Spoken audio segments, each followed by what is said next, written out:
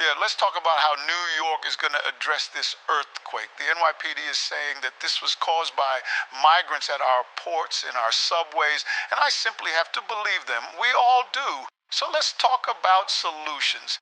The city has bought AI-powered earthquake detectors to install in every subway stations. They detect earthquakes and then send out notifications to New Yorkers 5, 10, most likely 45 minutes after they happen. They work pretty good for these types of things. Maybe 85% of the time it'll be wrong. My personal friend runs the company.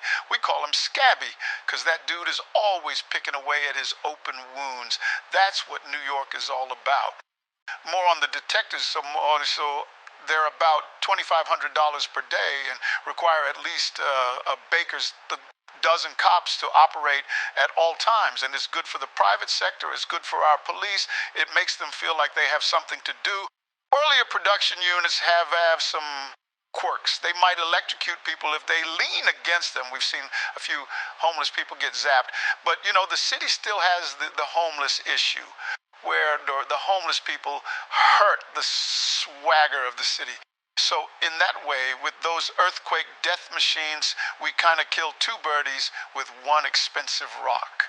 Funny story, you remember Scabby, right? The friend who makes these machines where the city has funneled millions of your dollars into buying. So the funny story about him and killing two birds, Scabby's office is actually the one where that dumbass Flocko bird, I think he was an owl or eagle or whatever the fuck. That's the office the birdie pancaked himself into. So it's sort of like killing three birds with one shitty AI snake oil machine.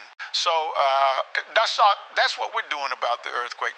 Anywho, in other news, the city has to make some budget cuts to pay for the detectives.